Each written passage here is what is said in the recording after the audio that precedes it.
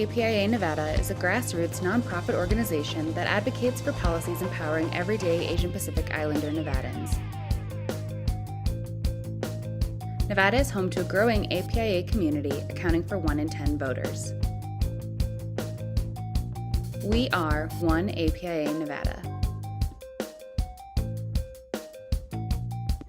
Tonight's episode of Out in Front is brought to you by our season sponsors, Nevada State Education Association, One APIA Nevada, Silver State Voices, and Stefan and Marta Schmidt. Hi, everybody. I am Shelbie Swartz, BVP's Development Manager, and I am so honored to be hosting this week's Out in Front. Last Friday, a federal court in Texas released a decision that overturned the FDA's approval of Mifepristone. Mifepristone, or Miffy, I'm sure we'll call it throughout this conversation, is the first medication in a 2-medication regimen that has been used safely and effectively by millions of people over the last 22 plus years for abortion care and miscarriage management. While the FDA's approval of Miffy is in grave jeopardy still, access to this necessary drug is safe for now. We were elated to see that Attorney General Merrick Garland actually took action to seek emergency relief from the Supreme Court to protect access to Miffy and to protect Americans' reproductive health care. So for decades, anti-abortion politicians have worked to confirm judges who share their ideology to make decisions, and we're just now seeing the outcomes of that. So to discuss this and the broader topic of reproductive freedom, I'm joined by some amazing guests. We have Victoria Ruiz, the Public Affairs Manager of Planned Parenthood of the Rocky Mountains and Planned Parenthood Votes Nevada. We have JAKKI DURÓN, the Vice President of the Wild West Access Fund of Nevada's Board of Directors. We have SERENA Evans, the Policy Director for the Nevada Coalition to End Domestic and Sexual Violence. And last but certainly not least, we have Assemblymember Torres from District 3. So Assemblywoman, thank you so much for joining us. Thank you for having me. It's great to join you all. Yeah, of course. I'm going to start with you. I know it's a deadline week and we don't want to take up too much of your time. So I want to discuss your bill, AB 383, around contraceptive access. I think it was heard earlier this week. It feels like it was yesterday, but I'm sure all of the days are blending together. Can you talk to us about your bill and how it will protect contraceptive access, specifically in Nevada? Thank you. And thank you for the question. It's obviously a deadline week here in the Nevada State Legislature, and so we're hard at work. So we did hear the bill on Monday, and we were fortunate enough to work session it and pass it out of committee this past Wednesday with unfortunately a partisan vote. But this bill is really critical, just really ensuring that we have guaranteed access and right to contraception here in the state of Nevada. This piece of legislation isn't changing any laws or saying or guaranteeing anything that's not already available. But the reality is this, that with the Dobbs decision, our right to privacy is at risk. And we have to ensure that we are guaranteed our access to have contraception. You know, it was with the 1960 decision of the Supreme Court, Griswold versus Connecticut, that we were really established to have this right to privacy and this right to birth control. This piece of legislation enshrines that in our state statutes, and then also says that local governments cannot put any policies or regulations in place, or the state agencies can't put any policies or regulations in place that are going to prevent our access to reproductive health care. And so that includes, without limitation, anything regarding contraception, miscarriage, in vitro fertilization, and other essential reproductive health care needs. Awesome. And can you explain how, especially now, as we're seeing these attacks on medication abortion, Mifepristone, why is it so important now to protect preventative care, reproductive care?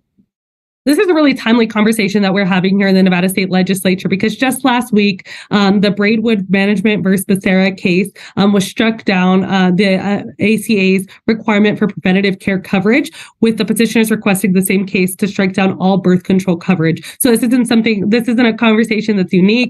This is a conversation we're having nationally. We're seeing local governments, we're seeing agencies, we're seeing states introduce legislation that is going to prevent our access to essential reproductive health care. Awesome. And does your bill protect healthcare providers as well as patients seeking contraceptives?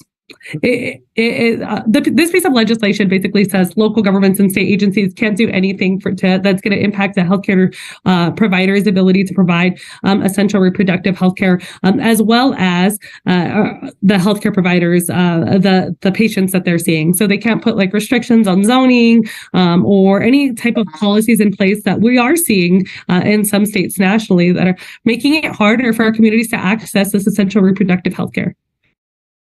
Awesome. And before we let you go, it is a deadline week. Are there any other bills that you're super excited about, hoping make it past the deadline, or have already made it past the deadline and you're excited to see move forward? Yeah, with it being deadline week, obviously there's tons of pieces of legislation on the top of my mind. Right now, the bill that's probably the closest to my top of mind is AB 245, which deals with sexual violence in our schools. This piece of legislation is going to be essential to preventing teen dating violence, as well as ensuring that we're keeping our college campuses safe. And fortunately, this bill was worked on with a number of stakeholders, including SERENA Evans, who's on our panel here today, as well as a number of students from Northern Nevada and Southern Nevada, high school students and college students. Awesome. And just really quickly, we have some questions from the chat and then we will free you. How will this bill work with SJR 7? I think this piece of legislation at SJR 7 really are work in conjunction with one another. As this piece of legislation is really focused specifically on that right to contraception and enshrining that, whereas SJR 7 is really looking specifically at abortion access. Although this bill, as work session, does not include that termination of pregnancy, it's not because it's really because I would like to allow for us to do that in other statutes and other bills that we have in this upcoming session. Awesome. And then Will asks, is there bipartisan support for contraception and reproductive freedom in the legislature right now? Well, unfortunately, during the campaign season, we see everyone campaigning on the fact that they support our access to contraception. But when push comes to shove and the bill gets work session out of committee, that's not what we saw. So I'm hoping that, we see something different once this bill gets to the floor. And I hope we see something different once this bill gets to the Senate. And obviously, I hope it gets across the governor's desk, because I think that they have all campaigned consistently on, we should protect our right to contraception, that it's not contraception that they have an issue with. And this bill really will ensure that that's exactly what we're looking at. Awesome. Thank you so much, Assemblywoman. We are so happy to have you with us, and good luck for the rest of your deadline week. Thank you. Awesome. So now I'm going to turn to our other guests. You guys are all also very important. We just wanted to get the Assemblywoman back to her committees. So JAKKI, I'm going to start with you. For folks who aren't too familiar with the Wild West Fund, can you tell us what you do? Yeah. Hi, everyone. Thanks, Shelbie and Better Born Progress for having me. I'm JAKKI DURÓN. I use she, her, ella pronouns. As Shelbie mentioned, I'm with the Wild West Access Fund, which is an abortion fund and the largest fund in Nevada. We support folks financially and logistically to access an abortion, whether they're Nevadans and already living here, or they have to travel from a restrictive state into our state, because abortion is still protected and legal here. And so financially, that looks like closing the gap between the financial gap between them getting their abortion because of financial barriers. But logistically, it might also look like giving a caller, which is the person who is asking for either financial or logistical support, a ride to their appointment as an example. Or for folks who are traveling from out of state, we will fund and pay for their flights, their gas cards, meals, and hotels in partnership with a bunch of other abortion funds across the country that help us. So we're really are like an ecosystem of folks supporting one another, but the very basis of it all is just giving folks or breaking down barriers that exist already to accessing abortion, even though before the Dobbs decision that overturned Roe, abortion was protected because of Roe, but it wasn't accessible. And so we've been doing this since before Roe fell, and we'll continue to do this after. So that's who we are. So if you need or know of anyone who needs support getting an abortion in Nevada, come to our website and we're here to help. Awesome. And we'll have somebody drop that website in the chat. One more question for you before we move to our other panelists. Why is it important to have the option of accessing safe and legal abortion services? And have you guys seen an influx of folks being concerned with the MIFI decision this week? I think in terms of MIFI, Judge Kaczmarek and the Fifth Circuit and really antis are trying and have successfully created confusion because not only are we looking at what the judge from North Texas decided, but also the Fifth Circuit, but also a Washington judge also came down with a ruling. And so there is a lot of confusion right now. And really the bottom line is that Mifepristone is still available and will continue to be safe. The legality of that won't change the fact that Mifepristone is safe to use. But right now it is still safe and accessible, and the FDA is still able to administer out to folks. What happens after tomorrow, we're still kind of really seeing and kind of waiting for that confusion to kind of fizzle out. And then in terms of why is abortion important, it's really coming down to the decision for a person and their families to decide whether and when to have a family and to be able to raise that family in a safe and healthy environment without like fears of economic, social, or political prosecution or oppression in any form. So that reproductive justice framework really frames how we think about abortion, which is if you want one, we're here to support you. But also we're here to support you if you do want a child, and undoing and really breaking down those barriers and those oppressions that exist for many marginalized folks in our country and across the globe to ensure that they can have children. And so the safe and legal bit is something that I know RJ orgs are really trying to move away from, because sticking with legality is one of the reasons that we're here. Putting all our eggs into Roe is one of the reasons that Roe fell, because when a justice is based off the enslavement of African folks, the genocide of indigenous folks, the oppression of the rest of us, there is no real justice. And so we have to look beyond legality and really look to a human rights framework that you can't legalize or you can't really decide what is a human right. Human rights are and will forever be a very basis of like our ability to just exist in this world. And that's what abortion and access to any reproductive freedom should really be about. Yeah, that's an incredible way to put that. Thank you so much for sharing that. On to Serena. You are joining us in your capacity from the Nevada Coalition to End Domestic and Sexual Violence. So how does a lack of safe and secure access to abortion care, to reproductive freedom, factor into the ongoing fight to end sexual and domestic violence? Yeah, I mean, I think in the most basic terms, abortion is a safety planning measure. And so when we don't have access to abortion, victim survivors find themselves being forced to carry a child with their perpetrator, essentially. And when they are forced to carry a child with their perpetrator, this often traps them with said perpetrator or connects them to said perpetrator for the rest of their life, essentially. And so we know that abusers don't just stop abusing magically. And so being forced to carry a child with a perpetrator just puts victim survivors at higher risk for ongoing victimization. Yeah. And how can providing, this kind of goes hand in hand with my last question, how can providing access to abortion services improve the overall physical and mental health of survivors of sexual and domestic violence? Absolutely. The basics of domestic and sexual violence are power and control and taking away choices from victim survivors. And so providing access to abortion is giving back autonomy to the victim survivor and letting them make an informed choice about their health and their lifelong outcomes. And so it's really giving them back the power that's been taken away from them. Also, like I said, it is commonly used as a safety planning tool for victim survivors if they do find themselves pregnant by a perpetrator or their abuser They may make the choice that they don't want to tell that person that they're pregnant and that they want to make an informed decision with their doctors about what is best for them and make a choice about their health care.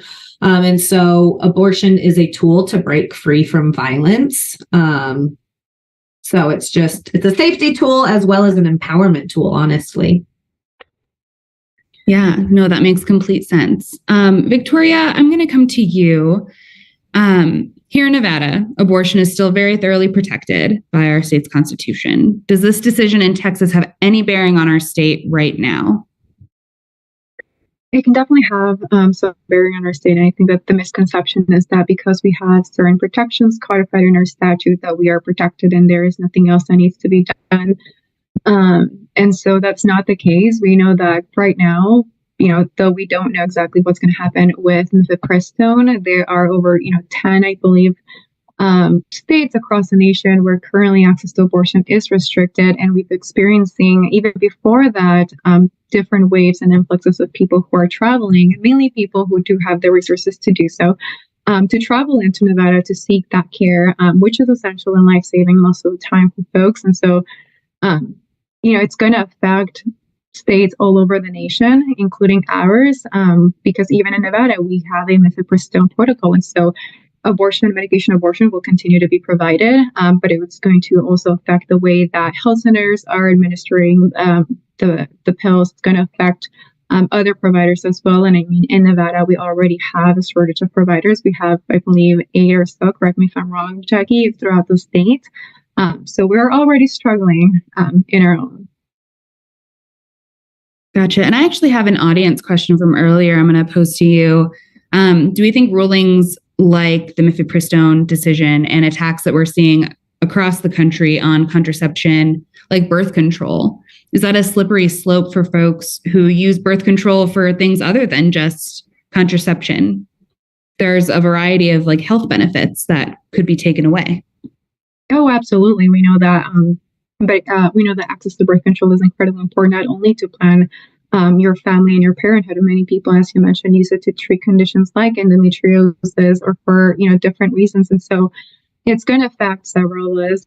And the thing is, we're seeing that they are not, politicians who are against this type of care, reproductive health care in general, are not just targeting abortion. They're targeting birth control. They're targeting things like infertility care, which most people would never even think that would be something that should be targeted or that would be targeted. And so we're seeing how they're not really stopping at just one thing or one area of reproductive health care. And it's concerning, which is why it's so incredibly important that we remain vigilant and that we pay attention to what's happening. This isn't just about abortion. It comes down to control, right? Not allowing people to really have the bodily autonomy to decide, make decisions, really informed decisions about their bodies, about their health, their well-being, to plan their futures. Yeah, that makes total sense.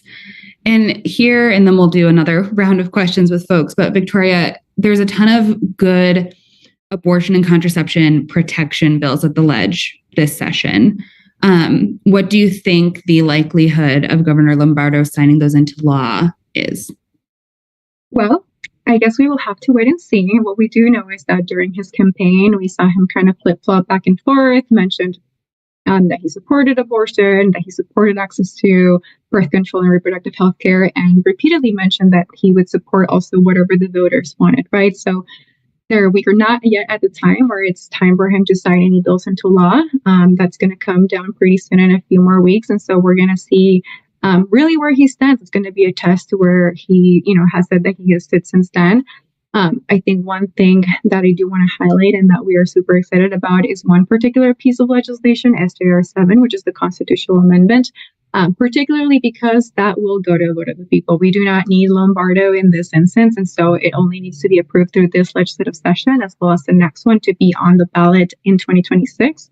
So again, it's going to be a vote of the people, whether or not we codified in our state constitution in addition to what we have in our statute. And so as far as Lombardo goes, we're just going to have to wait and see. But what we do know is that he was pretty wishy-washy on the subject. Oh, yeah, we remember. All right, back to JAKKI. Why, and this is just a very technical question, why have non-surgical abortions, including Miffy, as the practice is known, grown so rapidly? Yeah, great question. I love it for two reasons. One is because I get to dispel that this idea that many abortions are surgical. That is false. Surgical, what we know as surgical abortions actually don't involve surgery most of the time. They involve an in-office procedure, and that's typically for folks who are after 10 weeks gestational age. Prior to 10 weeks, that is where abortion medication comes in. So Mifepristone plus Misoprostol are kind of the peanut butter and jelly of abortion medication. And really it's because they're easier to access. In Nevada, you do have to see a physician in order to be able to receive those pills or that medication. But we have telehealth, which is, we've seen because of COVID, like telehealth has given access to a lot more folks than we've been able to get in the past. Folks have more flexible schedules, especially folks who work or have children already and are trying to balance both of those. They're able to not have to spend a whole bunch of time going to a clinic or a health center, but instead can see someone from the comfort of their home or their phone in their car, parking outside of their work, not texting and driving. So I think that's one of the reasons we see that the majority of abortions are actually medication abortions, because they are more easily accessible. They're also more affordable. There are a couple of folks that we partner with at the fund, including Aid Access, Plan C Pills, a few other orgs where they offer medication abortion for $150 versus the $600 starting rates if you go to a clinic or a health center here in Reno or in Vegas, which is a little cheaper, and that's because there are more providers down in Vegas than in Reno. And so again, a little bit more affordable, more accessible, but also folks have been self-managing their own abortions for millennia. Abortion is not a new concept. It's something that our ancestors have been doing and taking care of themselves and their bodies and doing family planning in some way for millennia. And so folks, this iteration with medication abortion, you can take, with telehealth, you can take one pill with your doctor on either in the office or via your appointment video, and then you take the other one at home or some version of that. And so folks are able to manage their abortion with their family and friends or close loved ones. And so it makes it a little bit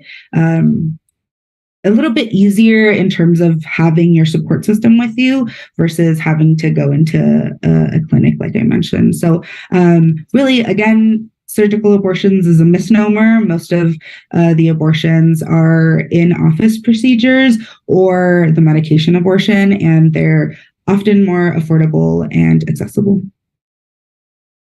Thank you so much. I have one more question for you for right now from the audience. Ignacio, he's our disinformation expert alongside Lisa on our team. He wants to know that there is so much disinformation about abortion, and what can we do to make sure we don't lose that battle? Like you were saying, there's the conception of abortion as this like really dark, scary surgical process, and it's not always that. It's rarely that. Yeah, I can get into the whole history of abortion and misinformation and its ties, like coming out of white supremacy and all of that. So find me at a later time, Ignacio. I can always talk about that. But really, what can we do to really fight back against this battle is really frame it as at one point, just like with everything else, medicine and science have been evolving, right? And so what would have looked like one thing in the 70s or 60s pre-Roe, it looks completely different some odd years later, I am not a mathematician, however many years later that is, from the 60s till now, right? We're in 2023. And so we are seeing that medicine and science are improving things, technology is improving things. So we can recognize that folks have outdated information, but also make sure to correct that outdated information. So again, the majority of folks who do get an abortion it's a medication abortion. But even then, in clinic, abortions need to be accessible. And then for folks who do have abortions later in pregnancy, it is just that, an abortion later in pregnancy. It is not any other term that you've heard, which is often very stigmatizing to folks. And the reasons that folks have abortion later in pregnancy is really their own reasons for them and their doctors and their families.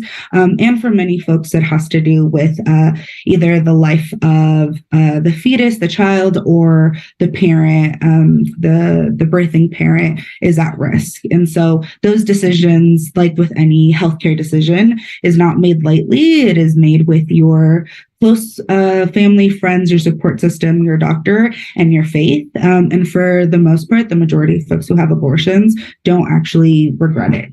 And so really just continuing to tell folks, like, these are the lived realities. The majority, or at least one of us, knows someone who has had an abortion, regardless of their political ideology, their political party, whatever. We all know someone who has had one. And if you don't know of someone personally, that's really a way for you to think, like, am I creating a space where I'm being judgment-free and open to listening to folks? Because if I'm not, then that's why no one has told me. But again, bringing folks with care and kindness, not judging them for not knowing, because that's okay, but that's why we're here, right? We're here to let folks know what the most updated information is and to bring them along with us with care and love. And also saying, like, giving the finger to the people who are completely antis, because we don't need to waste our time with folks who are completely not with us. That's for damn sure. Thank you so much. Serena, I'm going to come back to you. How can the criminalization of abortion contribute to a rise in intimate partner violence? Yeah, great question. I think there's a couple different reasons for that. First, homicide is the number one leading cause of death for pregnant individuals, more so than medical complications. And so I think by not allowing individuals and birthing people to make choices about whether or not they want to be pregnant, we're putting them at risk for future violence. And majority of those homicides committed against pregnant individuals are domestic violence and firearm deaths. So I think that's one issue. Two, the reality is also that children are very, very expensive and can be an economic burden if you are not prepared to bring a child into this world.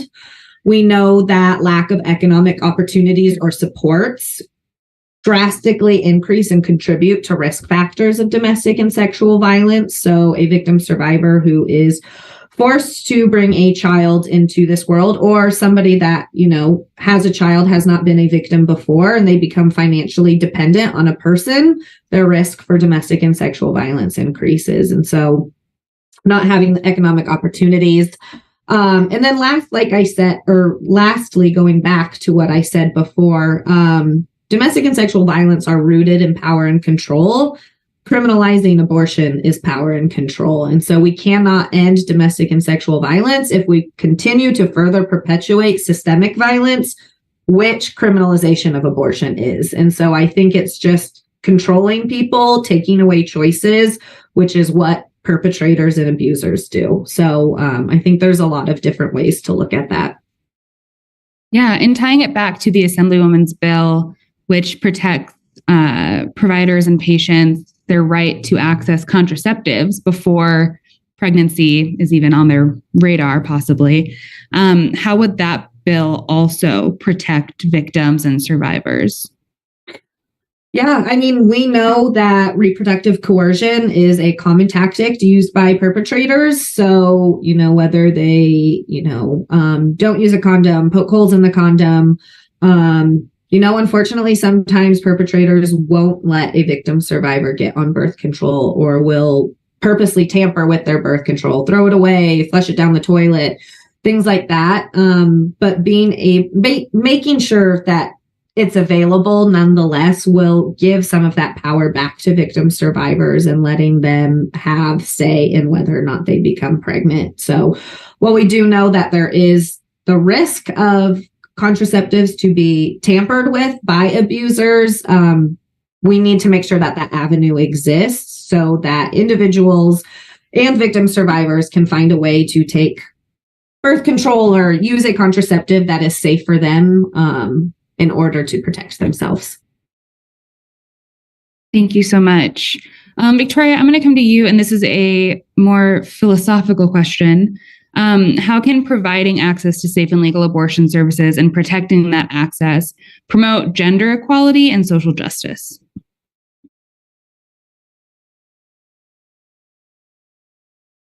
Great question. Well, what we know is that when people are denied access to abortion, it has not only a disproportionate impact on women and cis women, but specifically trans and gender nonconforming people who already face greater social and economic barriers to accessing healthcare in general, let alone reproductive healthcare. And, JAKKI kind of spoke about this earlier, but access to abortion remains a critical component of reproductive care and reproductive justice, which recognizes that everyone has the right to make decisions about their own body, their future, to have children or not have children, free and sustainable environments free of discrimination and coercion. And access to abortion allows individuals to exercise that right. Also, as mentioned, many trans and gender nonconforming people face significant barriers to care, such as discrimination from providers themselves, from insurance companies, from society, really, from the systems that continue to oppress us. And so providing access to abortion helps to reduce some of these barriers and ensures that trans and gender nonconforming people can also have access to the care that they need. And I think something that is often not mentioned is that abortion also supports gender affirming healthcare. For example, if there's a trans man who becomes pregnant, they may seek an abortion as part of their gender affirming care. And so providing access to these services can also support trans and gender nonconforming people in their gender affirming healthcare journeys. All of this is really intertwined. And so again, just when people have control over their own reproductive health and their well-being, they're just better able to participate fully in society, to pursue their goals, their aspirations, which again can have a transformative effect on things like gender equality, on social justice, and really allow people to challenge some of the traditional gender roles and the power dynamics that already limit opportunities and agency for people. Yeah, thank you so much. Can you explain what kind of the next steps are with this MIFI ruling, what we can expect to see, what Planned Parenthood expects to see, and what we should be preparing for? Well, we don't know for certain what will happen. What we saw recently is that the Department of Justice will be appealing this to the Supreme Court. So we don't really know what's going to happen at the Supreme Court level. In the meantime, we will continue to see attacks on not only Mifepristone, but as I mentioned earlier, birth control and fertility care and other forms of reproductive care. And so, like I said, which is why it's so important for folks to remain vigilant, to remain engaged, to support organizations like the Wild West Fund, to engage with some of the work that organizations like Planned Parenthood Votes is doing. Right now is a critical time in our state to be able to cement state protections, like I said, in our Constitution, and to protect other areas of reproductive health care. And so there's a lot of really great proactive policy that is being discussed right now. And so I would encourage folks to pay attention, to stay informed, to join us for some of our upcoming programming. In fact, today at 6 p.m., we have a public opinion workshop. So folks can join us to learn how to submit your opinion for some of the bills that you care about, not only in regards to abortion access, but reproductive justice at large, right? Because housing also affects access to abortion and reproductive care, whether it's something around, housing or education or immigration, et cetera. And so it's important that we stay informed and that we inform ourselves. Yeah, definitely. Do you have any other events that you want to throw out there while you're talking about that? We also have programming in Spanish. So for any folks who are Spanish speakers or have Spanish speakers in their lives. We do have a monthly civic engagement training in which we talk to folks about the legislative session in Spanish and encourage them to become engaged. And we reflect on some of the barriers that specifically the Latinx community faces when it comes to accessing healthcare. So that's definitely something that I want to plug in. But other than that, just kind of check out the Planned Parenthood Votes Nevada social media. We do have a link tree there with links to some of our upcoming programming, as well as digital actions that you can take from the comfort of your home. You don't have to go anywhere, hop on a Zoom. So I encourage you to check out our social.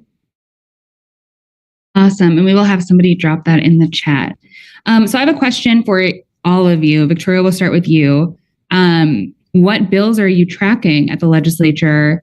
And how do you feel deadline week's going to go? Well, there are several that we are tracking, but I will only uplift two at the moment. One I've already talked about, which is SJR 7. That one still needs to be voted out at the Senate floor, which tomorrow is the deadline. So we feel like it will be passing out of Senate. However, still encourage folks to go on Nellis or go online or simply search for your legislator's phone number or their email, send them a message or call their office telling them to support this piece of legislation. And then another one that I want to uplift is also Senate Bill 131, which again just codifies Governor Sisolak's executive order that protects not only patients who are coming in from out of state, from Nevada, sharing their personal information for them to be extradited, but also protects providers themselves, because we don't want our providers to be criminalized also for doing their job and providing essential care. Awesome. Serena, I'm going to come to you. Are there any other bills y'all are tracking? Yeah, we're tracking a whole gaggle of bills, honestly, but I'll highlight three, I think, most related to this conversation. So again, highlighting the bill that Assemblywoman Torres talked about briefly, that's AB 245. That's really going to focus on violence prevention in K through 12 and higher education, or on K through 12 and higher education campuses, as well as increasing services for victim survivors should they need them. Two other bills relating to sex education. So AB 357, which is being sponsored by Assemblywoman Bilbright Axelrod, which increases the topics that be covered in sex education, making sure that they're factually correct, scientific, and evidence-based, as well as moving it from opt-in to opt-out. There was lots of support for the bill, but of course, I think that's one of those that won't quite make it over the governor's desk, unfortunately. As well as there is another sex ed bill. It is Senate Bill 439 being carried by Senator Dallas Harris. And the bill does a whole lot in terms of modernizing treatment resources and availability of treatment and resources for those with HIV, as well as a sex ed portion. So it does basically the same thing as the other assembly bill, except it doesn't address opt-in versus opt-out. So those are a few of the key ones. I think in terms of deadline week, things are looking good. I think we're going to be pretty well positioned to get things passed out of the legislature. We do have we're a few seats away from a supermajority, so I think we can pass some really great things. Whether or not they get signed by the governor is a whole different conversation. So. Oh, yeah. And JAKKI, I'm going to come to you. I know a lot of bills have already been talked about, but if there's anything that we're missing, or if you want to give a hot take about whether or not Lombardo's going to sign any of them, we'll take that too. I love that. I love the word gaggle of bills. Like, I want to use gaggle more in my day-to-day. As a very small org that is turning 2 years old in June and has finally one paid staff member, very excited. It is not me. The board is all volunteer. We are really relying on partners like Planned Parenthood Votes, Plan, Progressive Leadership Alliance of Nevada, Battleborn Progress, a whole bunch of organizations to really lead the policy charge, and we're here to support them in whatever way we can. We joined folks at both the Repro Lobby Day as well as Latino Lobby Day, led by folks at Somos Nevada. Oh my gosh, the two, saying Nevada and Nevada at the same time does not work. So yeah, really all that folks are mentioning here, and more like gender affirming care. I know there's a lot of really great environmental bills, especially to try to address environmental racism that we are supporting, but nothing too closely with their small team. And what Joe does, I don't know, but he'll have a talking to by all of us, that's for sure. The governor's mansion, we can go in there and be like, sir, what are you doing? That's what I expect to do when bills land on his desk. Let me know when you're headed over there. Okay, so we do have some questions from the audience. There's one question in particular asked by our very own Maria Teresa's mother, who we call the Queen. And feel free to take this question in whichever direction you want to. Any of the three of you can ask it or answer it. I'm sorry. Why aren't they doing what they're doing to Mifepristone, contraceptives, birth control? Why aren't they doing that same stuff to Viagra? She wants to know. She demands an answer. I can take that if you want. Go for it. Cool. Well, kind of the big answer is because cis men are the ones, cisgender men. So people who are assigned male at birth and then still identify and are men use Viagra. And so we know historically that especially white cis men have the power in this country, again, based on all the things like I mentioned, enslavement, genocide, all of those really shitty things that still exist today and is the foundation of our systems of legislature to legal system to all of those things. But I think what this question really brings up for me is one that I also hear about vasectomies, like, oh, well, why don't we get folks to get vasectomies? And it goes back to the framework and really the core value that it is up to people, their families, and their doctors to decide whether and when to have a family. And so having forced anything is a type of coercion, is a type of reproductive repression, is similar to, I know what Serena was talking about with perpetrators using reproductive choices as a means to control someone. And so while I understand that like it's really shitty that we're not seeing that with other with Viagra or with forcing folks to get vasectomies, it's really because we don't want to force anyone to do anything, right? We want them to make those decisions about whether and when to have a family. But, or I should say, and also what this ruling by Judge Kaczmarek really opened the doors to, because this is unprecedented, which I'm tired of living in these unprecedented times. Please bring us back to the pre-precedented times, is that this is the first time that a political motivation on a medication is really affecting access to people across the country.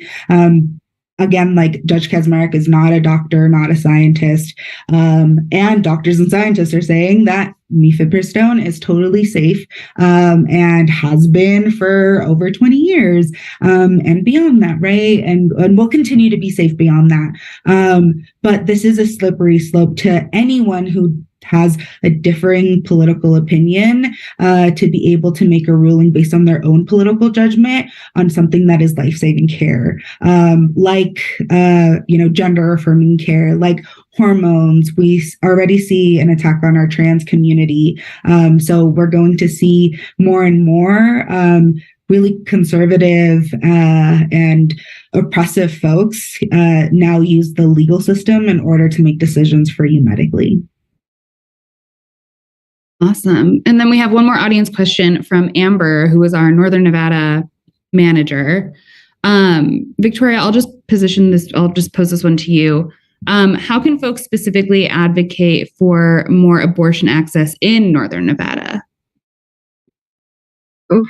Well, I will admit I'm not too familiar with Northern Nevada, so if my Northern Nevada colleagues want to jump in. But I think it's about getting out there, right? reaching out to the organizations like Wild West Fund, Planned Parenthood Votes Nevada, also up in the north, and other organizations who are already doing the work and seeking those opportunities to engage, to learn more, to meet other people who are also in these trenches, whether they're folks who are working within these organizations or community members who are passionate, who have stories, or I'm not sure if you can hear my dog, I apologize for that.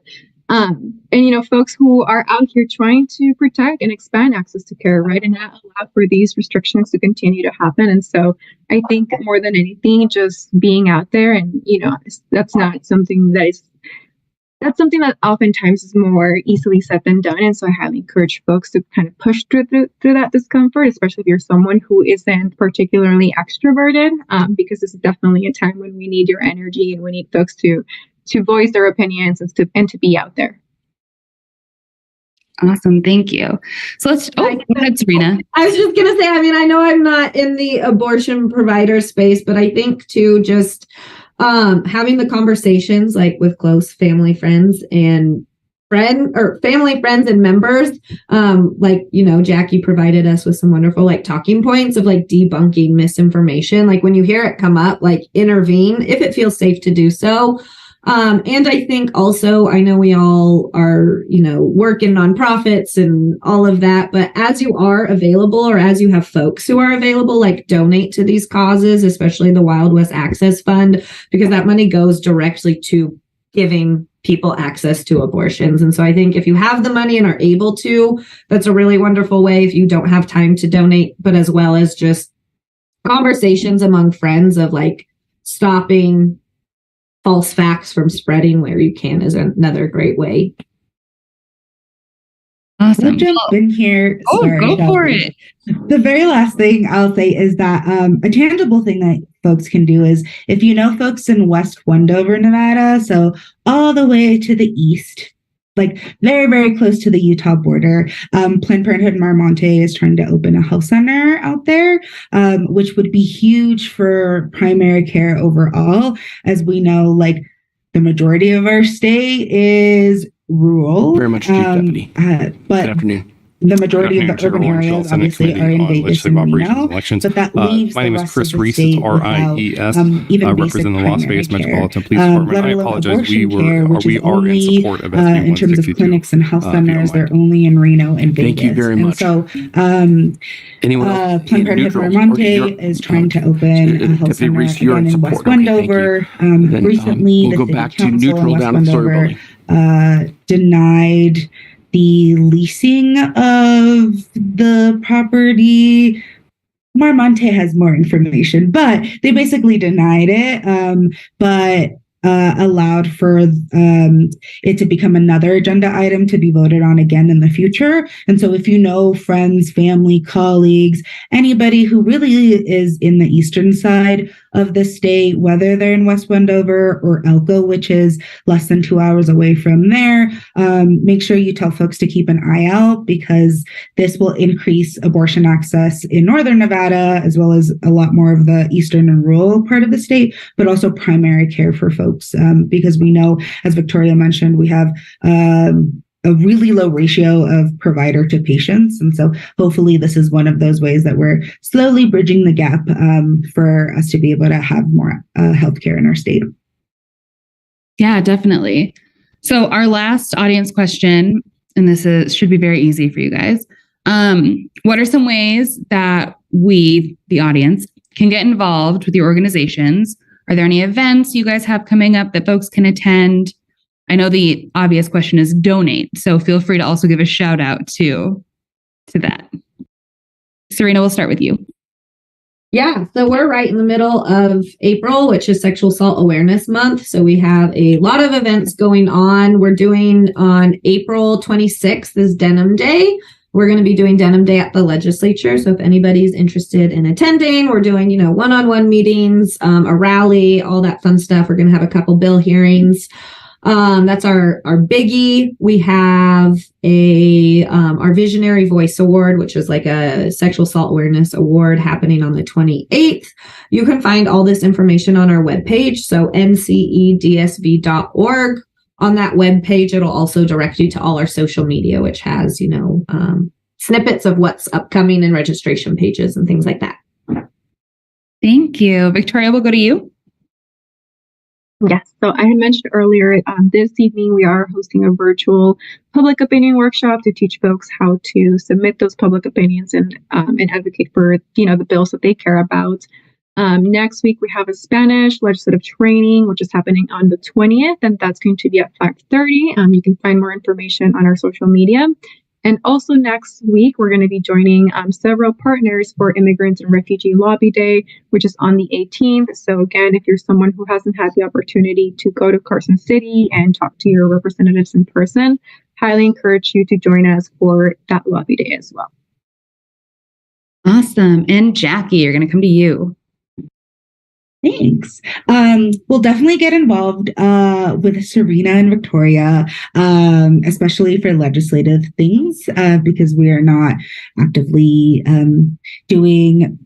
bringing volunteers or supporters to the legislature. So definitely get involved with them. For us, I know we get a lot of questions about volunteers and volunteering.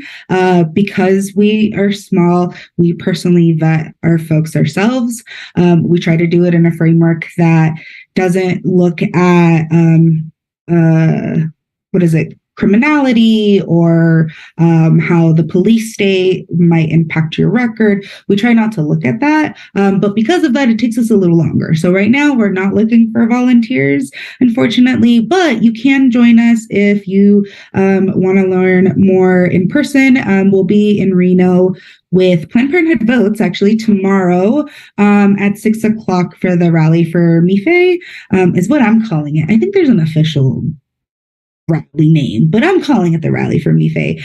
So again, in Reno tomorrow at 6 o'clock at the Federal Building, which is on South Virginia Street. And then really the best way to keep in touch with us is social media. We're very active on Instagram and Twitter at Wild West Fund Nevada. And then donation is really the best way to support us, and really becoming a monthly donor. So for as much money as you can, whether that's $5 a month, that just helps us really know how much money we're going to be able to budget for at the times when abortion may not be all over the news, which right now doesn't feel like it.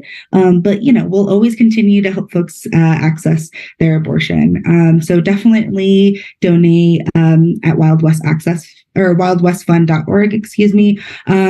But also the other way to get involved is to tell your friends and family, whether they are looking to get an abortion or not, especially if they are though, but let them know that we're here to support. Again, financial support, logistical support, and that includes for folks in restrictive states or banned states. We will help them get to Nevada in order to access their abortion. Fantastic. Well, thank you so much to the three of you. I want to do a brief legislative update for our folks watching at home.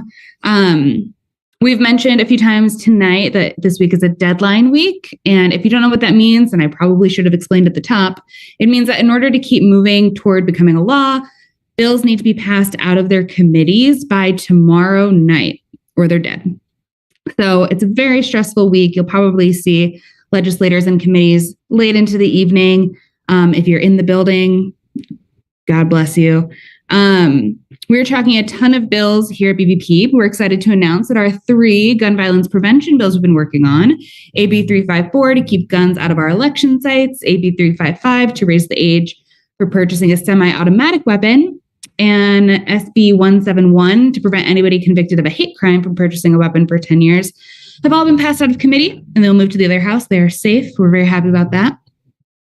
SJR 7, the resolution to enshrine abortion rights we've heard about a lot tonight, and Reproof Freedom in the Nevada Constitution is awaiting a full vote by the Nevada Senate. It'll probably be sometime next week. And then SB 131, also from Majority Leader Cannizzaro, which we've also talked about tonight, is also awaiting a vote on the Senate floor. Those should be coming back to back, and that bill protects, I might get the language wrong, but it protects providers from providing access to abortion here in Nevada for folks who may be coming from out of state. As you know, most of our neighbor states are places where abortion is very restricted. We also have new swag up on the website, and this is Annette's goodbye gift to you all. We have some Sassy Sapphire stickers. If you donated to the Sassy Sapphire Gas Fund, you can get a sticker to commemorate that.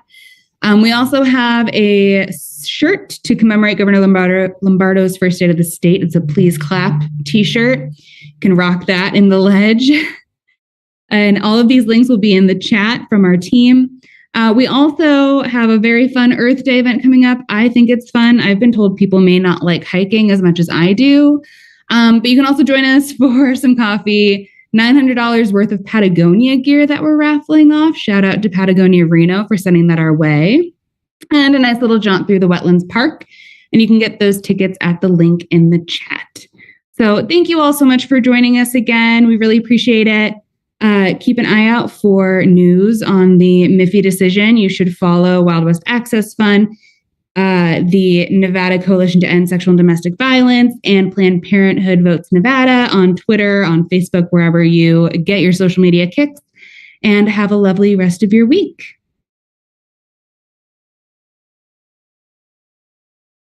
I did it!